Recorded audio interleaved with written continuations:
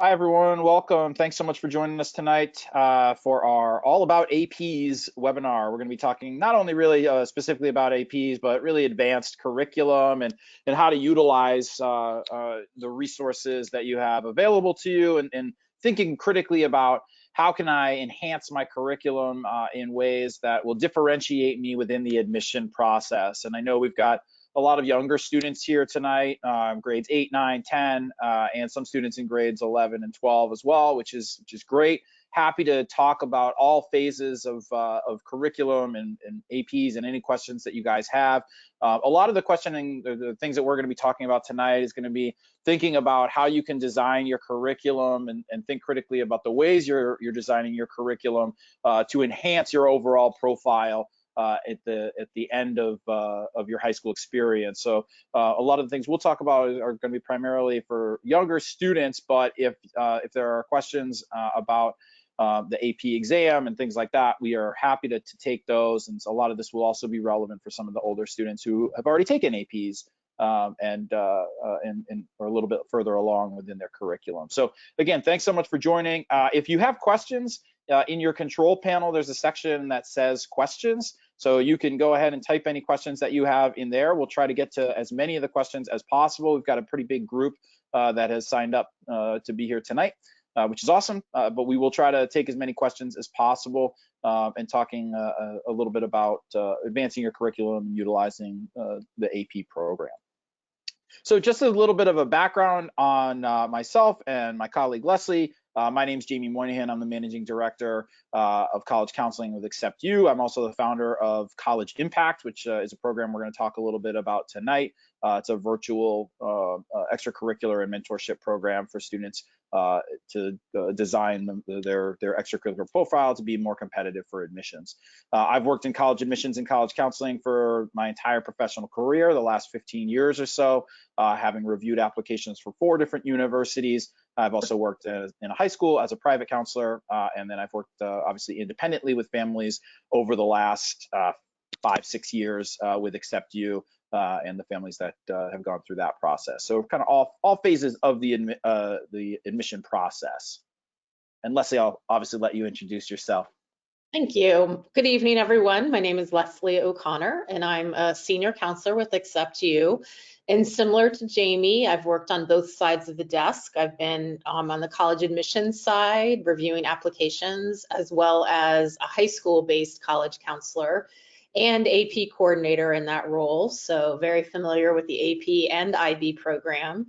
Happy to have started with AcceptU and work now independently with students and really enjoy meeting people from all over the world. So it's been a great transition for me from the high school-based college counseling to independent college counseling. Great, thanks, Leslie. So just a little bit of introduction to AcceptU for those of you who may not necessarily be familiar with us. We're one of the largest college counseling companies in the world. We work with students and families from literally all over the world. So our clients come from the US, from Asia, Europe, Mexico, South America, all over the place. So we have a very strong understanding of the global education market and what it takes for students from all over the world to be competitive within some of the top institutions. We're made up entirely of former college admission officers, so everybody on our staff has worked in admissions and has reviewed applications and made decisions on those applications.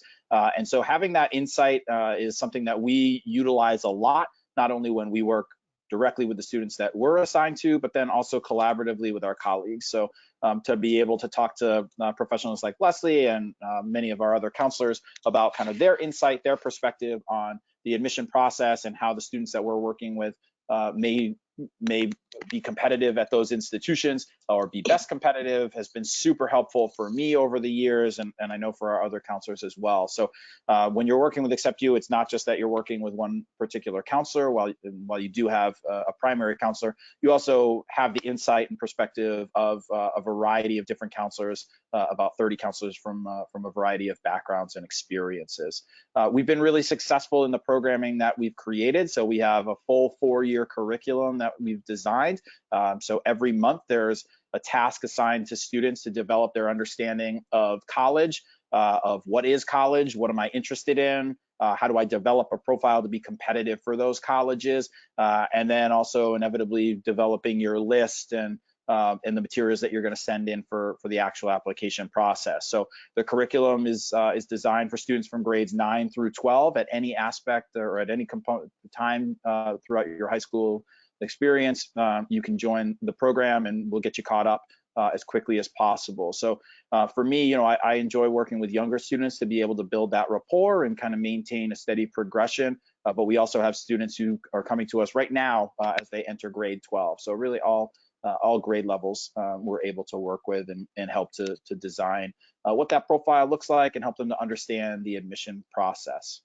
And just a quick comment to piggyback onto what Jamie was saying, one of the real benefits of working with a group of counselors in terms of the experience and the diversity and where they've worked and where they've lived is really having a deep knowledge of the colleges around the country and world.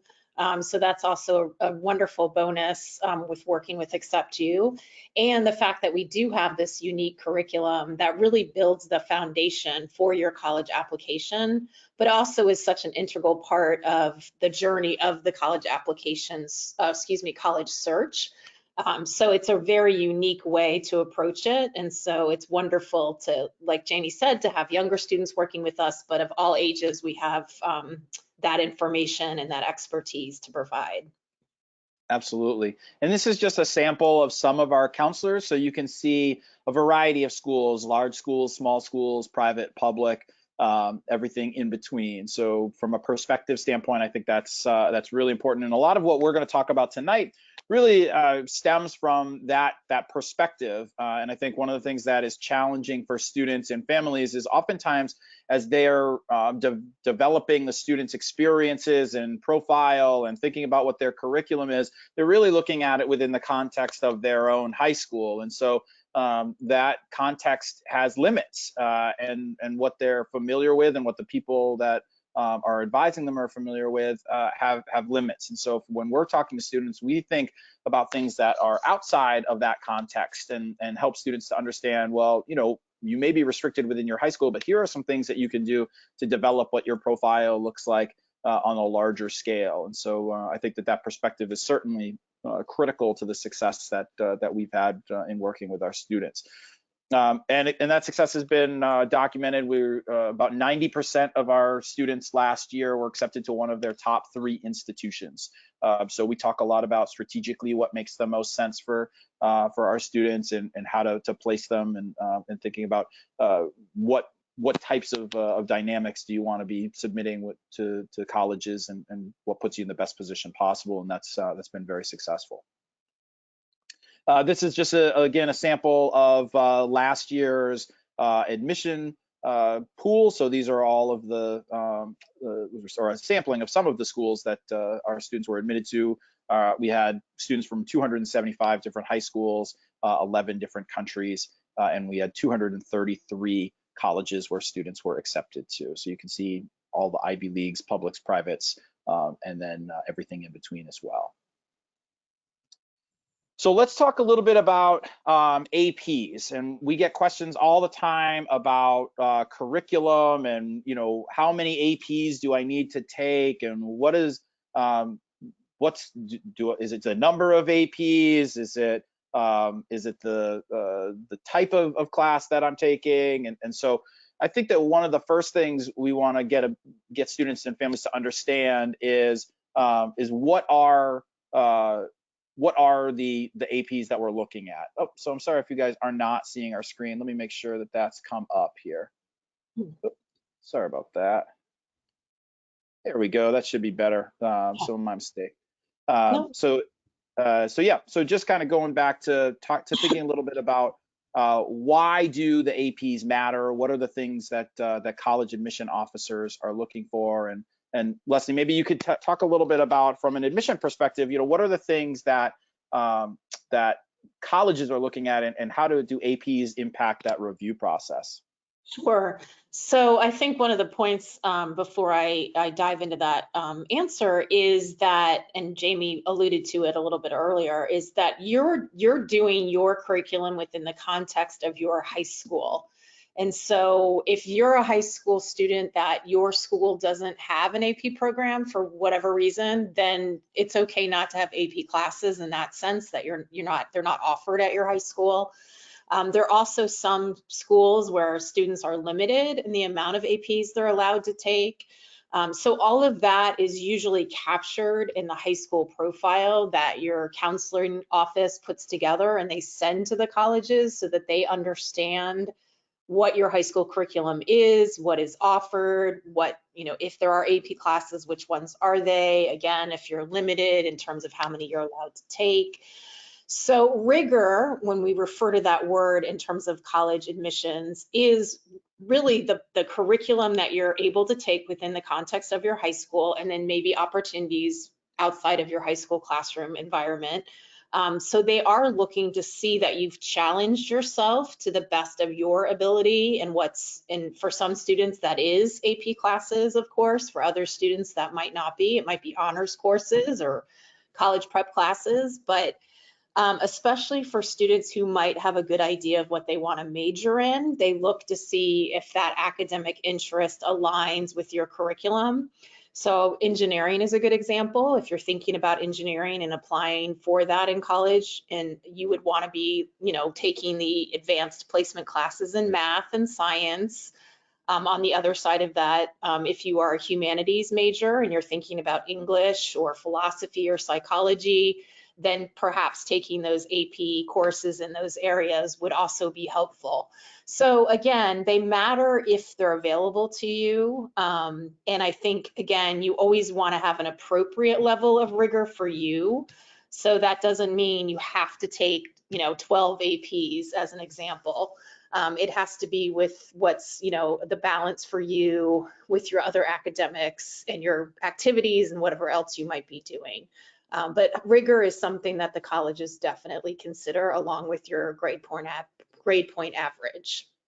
Yeah, and APs, just taking an AP in general doesn't necessarily mean that it's the same level. So for example, sometimes I think students have this concept where, oh, I'm going to take AP environmental science instead of AP physics, right? And Right. like those things are those are very different courses. Yes. And you're not tricking the college into thinking, oh, there's an AP, it's the exact same thing.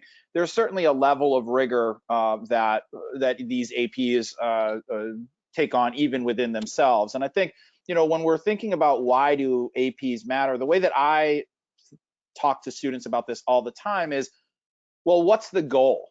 Right? Like, Mhm. what do you want to get out of this? If the goal is, I want to be competitive for the top colleges, the most competitive schools in the country, well, then you need to take the most rigorous curriculum that is offered at your high school, right? And and I'm not saying that that's for everyone. I think Leslie makes a great point about, like, you need to understand what you are capable of doing and what your goals are, but thinking about what those goals are early is important, because what you do early on is going to impact the courses that you can take later. And sometimes students are not able to take advanced courses until maybe their junior or senior year.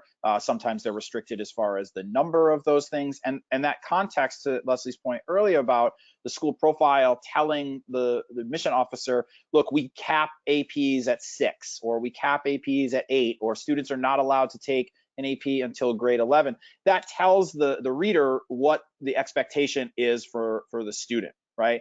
And while I think that that is certainly important when we're thinking about creating the most rigorous curriculum, right? If you max out your APs, right, and you get to 6 APs or 8 or whatever the limit is within your high school, that's fantastic. but there's Mhm. still probably like 15 to 20 kids at your high school who are doing the exact same thing, or other kids across the country who have maxed out their limit. So what we want to think about, and when we talk about with students a lot, is trying to think about how you can enhance your curriculum a little bit. And Leslie, maybe you could talk a little bit about from a curriculum development standpoint, planning that a little bit earlier, but thinking about how do you advance that curriculum over the course of 4 years if you do have those kinds of restrictions. Yeah, sure. And I think one of the things that it's really important for students to know what their high school trajectory is at an early age. So for example, if you're in 8th grade going into 9th grade, were you already in algebra? What's the math program like at the high school you're attending? What class will you be in by the time you're a senior? What's offered? In the same way that, do you need prerequisites to be admitted into AP classes at your high school? Is there an honors class that you have to get a certain grade in order to be considered for AP? Not every high school just allows students to take APs if they want to. Sometimes they have to have a certain grade point average, or they have to have done a certain course before that. So it's important to understand that, so that when you are entering high school, how to plan your curriculum around what you want to do. And of course, when you're young, you don't always know, what maybe your academic passion will be. But again, you want to challenge yourself within the context of your high school. There are a lot of high schools now that also offer dual credit classes, and they're doing that in order to either supplement their AP program, or in some cases replace it. So colleges, again, look at the fact that, okay, your high school is more dual credit heavy rather than AP heavy. So you're taking a course through a community college that you're getting credit for, and hopefully that course will then be a college credit bearing class as well. And then there are opportunities for you to do independent study if you don't have the opportunity, for example, with a particular AP course at your school, but you really want to learn that subject. And there's plenty of resources, and I know Jamie's going to talk about a program where we've started that will help you with that as well. But I think the key, if to take away, is the planning piece, to really understand not just what you're taking every year, but what that looks like for the whole 4-year plan, so that you're in a sequence that allows you to do the courses and qualifies you for the courses over your high school career. Yes, exactly. And I'm always so surprised at the number of students, especially, even in grades 8, grade 9, grade 10, who really don't understand what the overall plan would be. So, I'm going to take, it seems like it's like, I'm going to take these classes in grade 9.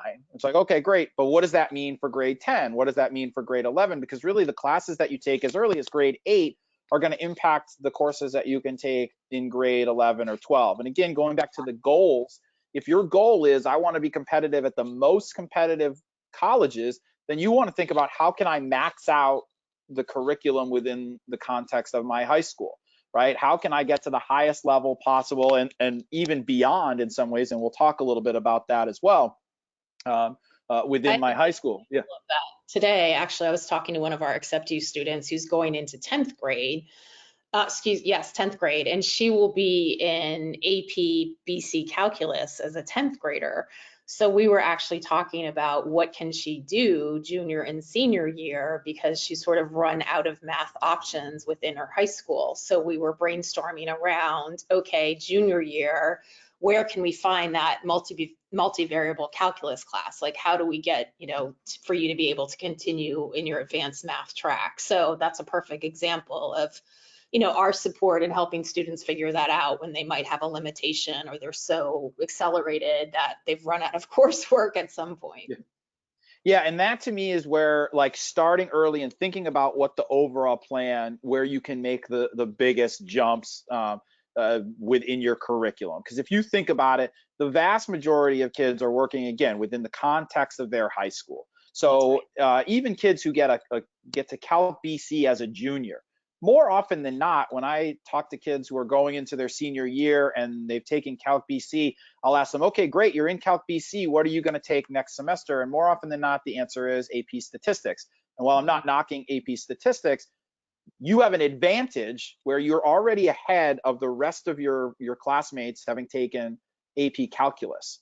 You're almost giving up that advantage to some degree because you're taking AP stats, which is not necessarily in the eyes of an admission officer always a significant jump within the rigor. Yeah.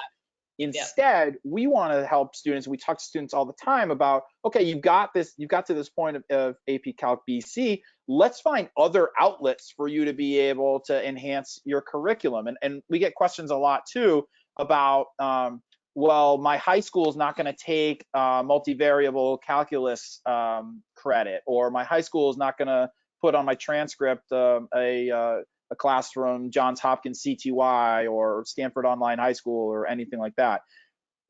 And my reaction is, okay, like I don't personally care. Well, yeah, and I understand, right? I understand the frustration. It certainly would be easier and better if the high school did take that. But from an admission perspective, you're still going to send those grades into the college. They're still going to be recalculated within your GPA, so or how the college evaluates it. So when I'm looking at these things, I'm looking at it as like, I don't particularly care what the high school is necessarily requiring or saying. I'm looking at like your overall profile. So again, it's trying to help kids to remove themselves from that context of the bubble within their high school, and thinking a little bit about how can we develop this this unique academic program that is different from what their peers are doing. And in that same vein, you know, the fact that you've taken the initiative to that degree to actually go outside of your high school, it's much, Totally. you know, more complex for you to try to find another class and do that on your own. I mean, that actually shows that the maturity and the initiative and the, you know, the determination to do that. So that's also a plus, whether it's on your transcript or not. That shows a certain characteristic about you. Totally. So we've got a couple of good questions. One question is, can you share a little bit about the differences or how IB is viewed versus AP? Sure. I've worked at an IB school, and much to some of my students' frustrations, I get mixed answers from admissions counselors at colleges about this. Because IB is not universal, so to speak, although certainly more well-known on an international level, a lot of colleges say, well, we consider IB and AP at the same level. But there is a distinction in the sense that you can take IB classes and not do the full IB diploma. And colleges do recognize students going well above even that IB curriculum and doing the diploma program. So I would say you get what I would call a curriculum bump for that, because that's very rigorous, and it's, you know, it involves an extended essay or I mean, there's a lot for a diploma students to go through. But in terms of comparing like an IB class to a AP class, many colleges view it, just because, again, they're trying to somewhat give that curriculum, the highest level curriculum is AP or IB, right? So they try to give you that sort of even playing field. But again, the diploma is very impressive, and they do definitely note that.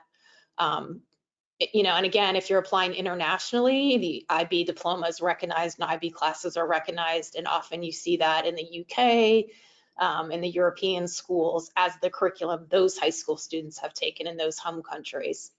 Yeah. And here's my 2 cents kind of on the IB. I don't as an admission officer, I don't particularly have a preference of IB versus AP. I wouldn't, and the students that I've worked with have, you know, been both AP and IB, and I don't know that there's a disadvantage on one versus the other.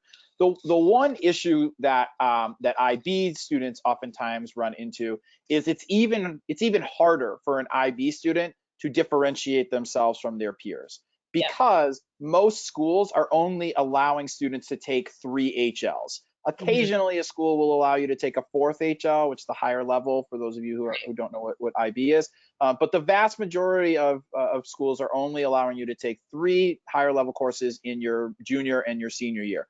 So again, I always look at like, well, okay, that these restrictions are actually can be advantageous for me if I put the effort in, right? Yeah. So if you're going to do the two or the 2 years of three HLs, just like everybody else within your high school, you also may want to think, and we'll talk a little bit about this in a moment, you may want to think about, can I take an AP? Can I self-study for an AP? Can I take a course in another capacity outside of the context of my high school? That's going to help you to differentiate yourself compared to your peers who are maxed out at those three HLs.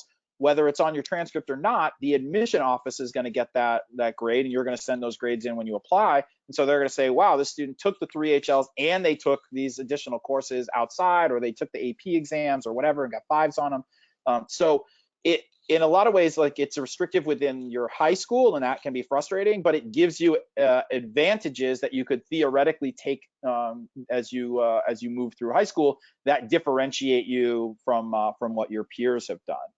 And the point on that as well, Jamie, which is a great one to make, is the schools, the IB school that I worked at wasn't fully IB, so you could do the college prep track and the honors AP, and I had a lot of students choose to do a combination of IB and AP for that reason, because there were courses in the IB program, or there were courses in the AP program they wanted to take that weren't in the IB program. So even though they Yep. didn't do diploma, they still had those combination of very rigorous classes, and in a way it was more flexible for them. Yep. And then there's another good question that we get all the time about, is it okay, like, what if you take an AP class that doesn't align with the major you want to pursue? Does that impact you? Is that impressive? Is that not impressive? I certainly have some thoughts on that, but I'm sure you did too, Leslie. Go ahead. Yeah. So I would say from my perspective, I love that. Like, Me too. what you look at when you're if you look at any college website, right, one of the premier things that they're going to talk about, and primary things that they focus on, is interdisciplinary learning. That's right. So if you come in and you say, I want to be a computer science major, or I want to be a biology major, or whatever, and that's what your entire profile looks like, it better be really, really elite, your experiences within those things, right? Where students have an ability to make a big difference is, okay, not only am I interested in biology, I've also done some psychology work. I've done stuff through AP Lang, AP Lit. I've taken, AP Government. I like the idea of policy and healthcare, right? All of these things, everything, the world is interdisciplinary, and that's a huge buzzword for colleges. And so if you're able to take a couple of different areas of study and find ways to find an intersection with them, that's huge. So I'm a huge fan, and that's also an advantage, right? Like, I had a conversation with a student the other day who wanted to drop they were ready for AP Spanish, and they were like, I don't know if I want to take a language. And I said, like, look, that's okay, but there's not a lot of computer science majors out there, that's what the student wanted to study, who also have taken AP Spanish, right? Like, that's a super interesting, super unique component to your profile. So you're giving up that advantage to focus on the area of focus, or area that you think you want to major in. But if you're going to do that, then you need to elevate that to the nth degree, really. And again, to illustrate that point further, I know for one of my students, I call her the biochemist poet, because she had all this great work in chemistry, biology, AP, outside dual credit, but she wrote poetry and she published a book on poetry. And, that's really compelling, because I always say you have both sides of the brain in that way. You're a big brain because you have left and right. And certainly when you think about a college community, they're not only admitting you as a student, they're admitting you as a community member. So someone who, can have those critical thinking skills and has different passions and interests, that's makes a very interesting student body. So I think, again, I'm not trying to say everyone should go out and do poetry, but just the idea that you have other interests. And even to the point where I know when we talk about summer programs, sometimes students will say, well, should I keep doing something maybe STEM related? And that can be an opportunity to do something different, to show that other side of yourself. Maybe you do want to take an English course or a philosophy class, whatever it might be, just to sort of round that out, because your curriculum has had to be heavily STEM focused because of the way that you need to get those courses in. So there's different ways to show that and do that. Yep. So we're getting a lot of questions about like the idea of self-studying for an AP test, and what does that look like, and how do I do that? And so that kind of rounds perfectly right into really what a program that we're going to be launching in the fall, which is the Learn program. So College Impact is a program that I created about 2 years ago with several of my colleagues to really try to help students develop profiles that differentiate them within the admission process. And one of the things that we've started to see more and more is students trying to build up their profile and develop what their experiences are at a younger age, grades 8, grades 9, grades 10. And one of the things that I've gotten frustrated with in trying to advise students from an academic standpoint is the restrictions that their high school has put on them to take advanced courses. And now I'm not saying that every student should be taking an AP course in grade 8 or grade 9. That certainly is not the case. However, there are some students who are advanced enough to be taking AP Calculus in grade 9, or to be taking AP Bio in grade 8, or to be taking an AP Psychology course, or whatever it may be. Certainly computer science, we see this all the time, but their high school does not allow them to do that. So what students have done over the last few years is they self-study for these tests. The problem with that is the student needs to maintain progress and continuity and be able to develop their understanding of the material over the course of an entire year. The AP course is designed to go for an entire year. So an idea that you're going to self-study for the test, a month or two ahead of time is not super advantageous. And if you take it and then you get a 3, it doesn't really do a lot from an admission standpoint, because you can't really send that in, or it doesn't stand out. You can certainly send it, but it's not going to add additional context. So we thought a lot about this, and we wanted to help those younger students to create profiles and experiences, and to be able to develop their academic rigor at an earlier age, and help other students who might be in grades 10, 11, and even 12 to take advanced courses that maybe their high school doesn't offer, or that offers scheduling conflicts. So we've created the Learn program, which is essentially a 2-semester program. So the student works directly with an AP instructor. So these are instructors who have taught the AP curriculum from all over the world. They have 2 12-week semesters. You would work directly with that instructor every week. And there's a recorded lecture that you would get at the beginning of the week. And then you have 2 30-minute sessions directly one-on-one with the mentor to help you understand the material, to ask questions, to go over the assignments that they've given, and to develop your understanding of this. To me, this is perfect for students who are in grades 8, 9, and 10. Because it allows you to take courses like Calc BC, computer science, AP psychology, AP biology, things like that. And then you can either test out of them theoretically within your high school, or you go outside of the context of your high school to continue to develop those things. So if you take an AP Bio, or you take an AP Calculus in grade 9 or 10, whatever you have to take in your high school is fine, but you can go to other places. You can go to community colleges. You can go to the Johns Hopkins CTY program. You can go to a slew of different programs, and be able to take these advanced courses like linear algebra, multivariable calculus, things like that throughout high school. And so you're developing your academic profile in ways that your peers at your school have not even thought about. So for the most part, those students are not going to be able to take those types of courses until grade 12 at a maximum, at the earliest, and that's pretty rare. But for students who do something like this, this would enable you to start taking those courses and develop your profile a little bit earlier. It could also prepare you more for independent research programs. It could prepare you to take on, to be prepared for different elite summer programs. So these are things that I think are really successful, would help students to be really successful, and then also keep the student on track and regimented to be able to take that AP test in May. So we've gotten questions of, can I take an AP test if I'm not taking the class? The answer is yes. You have to find a test site. The vast majority of high schools, obviously high schools that have to that offer APs, but the vast majority of high schools will allow students, even if you have not necessarily taken the class, to take the test.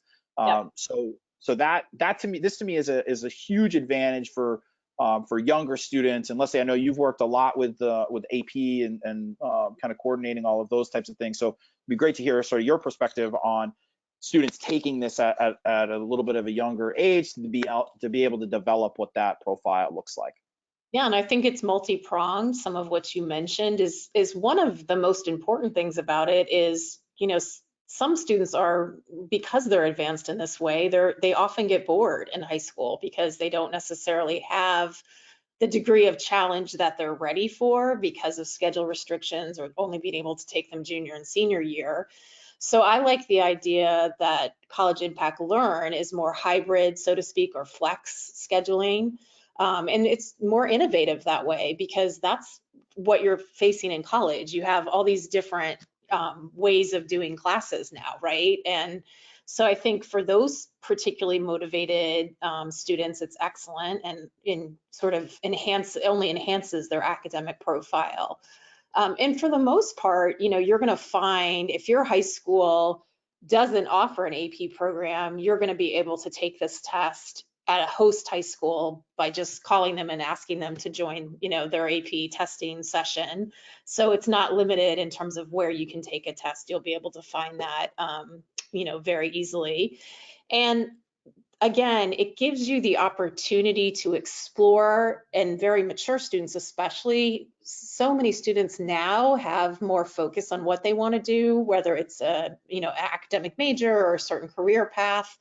So you're able to explore that earlier, and partly one to again have more a depth of knowledge, but also in another way, maybe it isn't for you and you don't love it, and so you get to find that out and switch sort of gears before you're too late in your high school experience to know, okay, I really didn't love computer science, so maybe I'm going to really focus more on physics or a humanities course or whatever it might be. So it does allow for that very intellectually curious student and mature student, and to have the support of an instructor, because you can independently study for an AP class or course. You can do it on your own, but you would never have the degree of one-on-one talent of an AP teacher to really help you through and problem solve with you and give you the structure and the discipline in the class outside of your school to do it. So it's a really unique, beneficial way to have this opportunity. Yeah, and I've talked to dozens of instructors, AP instructors, over the last several months, and one theme that continues to come up is they work with kids who are ready to take these courses earlier, Yep. and they're just not able to do it. Mhm. And so, to have the opportunity to work directly with somebody who's been an instructor of this curriculum and to work with them consistently over the course of a year, you should be in really pretty great shape to be able to take that AP exam in May and be really successful with it. I've had students in the past, which is, it's challenging, and for me, it's been frustrating because they've self-studied for an AP exam, but it's the kind of thing where they read a chapter and then they kind of put it away for a little bit, and then they come back to it, and then they put it away for a little bit, and they end up getting a 3 on the exam or something, which is, again, it's a 3 is fine. I'm not saying that it's like a disaster or anything.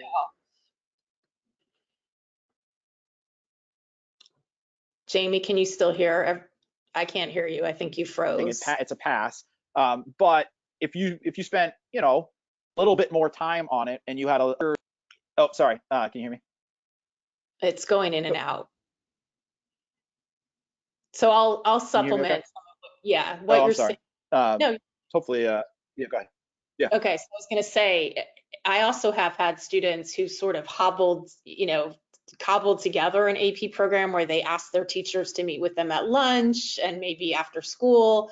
And, that's really tough because there's always going to be gaps when you have something like that happening versus that set time. I think the same about test prep.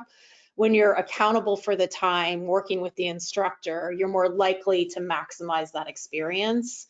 And it's not to say that students can't self-study, but it's much better to have the structure, especially when you encounter the issues around not understanding the material, and really having that person go through it with your individual strengths and challenges within that class. So it's amazing to have a one-on-one opportunity in that way to learn to take the class. Yeah, so I think that this is certainly something to consider for students who have an interest in developing their profile at an earlier age, and really to give you the flexibility to take courses down the road that are really impactful. And I hope that one of the big takeaways from this, especially for the younger students, is thinking about what does the trajectory of my courses look like? What is the game plan? Right? What if I can max out my high school curriculum in some spaces in grades 10, 11, that gives me an opportunity to go outside of the context of the high school and build up my profile even more intensely. And so that's really one of the things that you want to be thinking about as early as you know, before you get into high school, but certainly if you're in high school now, what is that game plan look like? And as counselors with AcceptU, we talk about this all the time with students and understanding, you know, how can you generate the most bang for your buck and try to deliver the strongest overall profile, and thinking about how can I remove myself from the context of my peer group and do these different things. That's really where we see the greatest success.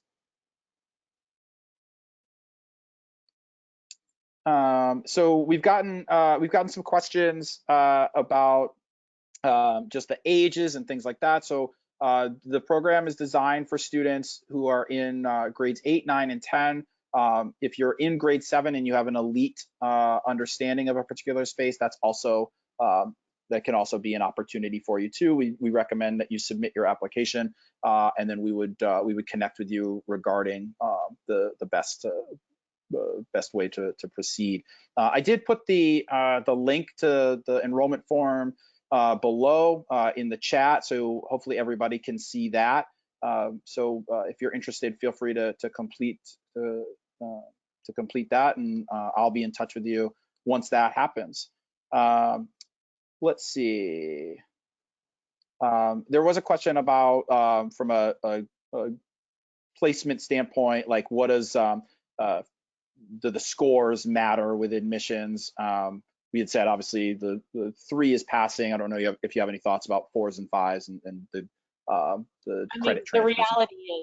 the reality is there's two perspectives on how to view AP coursework. One is the rigor, where again, the expectation at the selective colleges is to have that rigor if it's offered, and to get the college credit, hopefully. So there's some outliers. For example, Dartmouth doesn't actually take any AP credit, but you would have to take AP courses to be competitive for Dartmouth.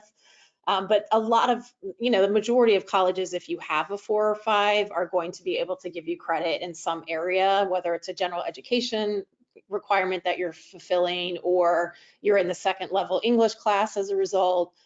So you do hopefully get the benefit of having that credit going into college. And in some cases, you could actually have almost a year, or at least, or be a second semester freshman, which allows you to, in some cases, maybe graduate early or double major. So there's some good benefits to having that going in as well. But a 4 or 5 is definitely the most compelling score, the scores that you definitely want to shoot for. It's not to say that some colleges will give you credits for 3, but not the majority. And then we have one final question of some people seem to think that getting into a college is a result of how many APs you take. Oh, And so what are your thoughts there? that's always a double-edged sword. So I always say, like, the mom in me says that I really feel like, mental health, balance, stress level is really important. So you know yourself as a student, and your parents know you and what's manageable, so that you have a healthy, high school career. But if you're not limited and you are able to take a good amount of AP classes, again, for the highly rigorous or highly selective colleges, that's definitely what they're looking for. So the college counselor in me will say the more the better. And also getting strong grades. So students always ask, isn't it better for me to get a B in an AP? Is it better for me to get an A in a quote unquote regular or college prep or honors class? Versus a B in an AP class. And unfortunately, the answer is get an A in the AP class. So I think, again, you just have to realize, with the variety of colleges out there, there's wonderful colleges for everyone, and all different types of students apply to all these wonderful colleges. But if you are a student sort of focused on the highly selective Ivy plus colleges, they are going to expect to see like the highest level of rigor and very strong grades. Definitely. And I also think it's, again, we had talked about this a little bit earlier. We had talked about the type of course that you're taking, right? So like AP environmental is not the same as AP physics. Yeah. So it's not the number, but the type of course as well. And part of the reason we're thinking about this program is like, for me, I don't particularly care if a student takes 9 AP courses. If they have taken Calc BC as a sophomore or as a junior, and then have taken linear algebra and multivariable calculus, or they've taken AP computer science and maxed out at that in grade 10, and then they've gone and taken, web development and intensive Python courses and things like that, that's a whole different level of an academic transcript than what a general or normal high school applicant is doing. So it's not the AP courses, it's the fact that you're able to have a baseline, and that's kind of what we're trying to do with the Learn program, is you take these courses earlier so that you have this fundamental understanding and this foundation that you can then build on. I'm not as focused for younger students on, okay, you took this test and the 4 or the 5 goes to the admission office. That is certainly something that we would do, and I want that. But I'm more focused on, okay, now you've gotten this 4 or the 5, and that's going to enable you to take these advanced courses in grades 10, grades 11, grades 12 that are well beyond what any of your peers are doing. So it's creating that foundation that you're able to build upon. And to align if again, you go in with a major to college, to align your major with your curriculum. So there's going to be a big gap in your high school transcript if you're not in advanced math, whether that's AP, BC calculus, or whatever your school offers at the highest level, and you're going to apply as an engineering major. Like, there's a disconnect there. So it's not only the coursework aligning if in fact you're going in with a declared major, it's also the grade in that coursework. So if you're not as strong mathematically and you're going in as an engineering major, again, there's a disconnect there. Yes, exactly. Perfect. Well, thanks everybody so much for joining us. I want to be cognizant of everyone's time and try to keep it, within 45 minutes to an hour. If you are interested in learning more about AcceptU, if you're interested in learning more about the College Impact Learn program, we would love to talk to you about it, and hopefully have many of you be a part of our programs in the future. So feel free to reach out, and we'll be reaching out to try to continue the conversation. So hope this is helpful, and have a great night, everybody. Thanks, Leslie. Thank you, Jamie. Have a great night, everyone. Thanks for joining us.